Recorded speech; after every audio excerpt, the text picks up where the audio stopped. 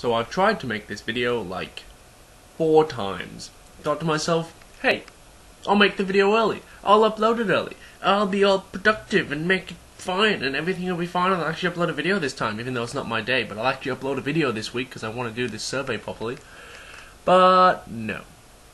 So, 5th time's the charm. And you know, let's see what happens this time.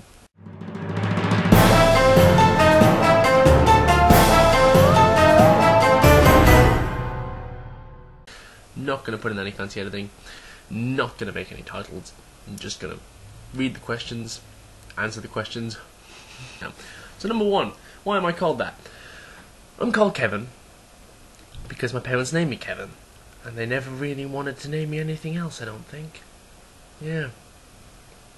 So, I've never had any stories about how they thought I was born a girl, so they had another name picked out for me. In fact, I've never even had a story about how they had my name picked out for me. For all I knew, I popped out, doctor held me up, and my mum went, Kevin. Just off the top of her head. In fact, I think that is how they named us, because my brother and sister were Katie and Connor, so clearly they were just going through the K sounds, even if one is a C. Doesn't matter. Question 2! Tell us about your favourite school teacher.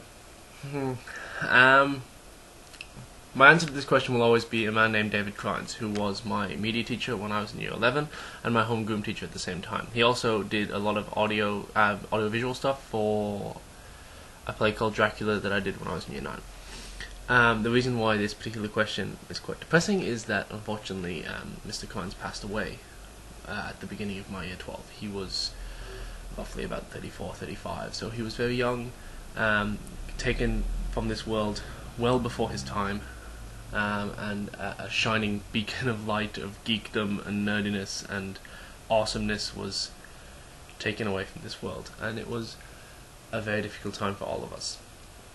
I place a lot of the personality of what I became is due to that man in many ways, because he would go on tangents with his students about the latest movies that had come out or the latest TV shows that they'd seen, and would just kind of forget that he was teaching a class and just kind of ramble on about amazing things. He shot zombie films and made amazing music videos for his brother's band.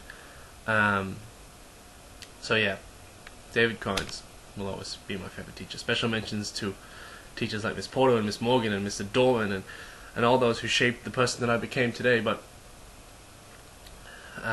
because of the impact he had on my life, and the so little time we as students had to let him have an impact on our life, I'm going to forever say that David Crines is my favourite teacher. Question number 3. Tell us about the strangest food you've ever eaten. It was a temple. Went to Hong Kong. Went to this temple thing. Now, I am a carnivore. I like my meat. Because this was a temple, it was full of monks. They were all vegetarian. So we got served all these vegetables. Now, these weren't just any vegetables. These looked like they'd come from some kind of alien bug planet. Some were orange, some were purple, some were fluorescent green. It literally looked like someone had taken like sticks and stuff and just spray painted them random colours. I tried a few of them. They weren't pleasant. I ate rice for the rest of the day. Pretty sure some things on that table were still living. Also pretty sure if I'd eaten one, I would have had a chest buster pop out of me. One wasn't pleasant. First gig, my favourite gig and first gig are two very different things. My first gig was U2 here in Australia, because yeah, Irish kid moves to Australia, goes to U2 as a concert. Let's just keep following those stereotypes, shall we?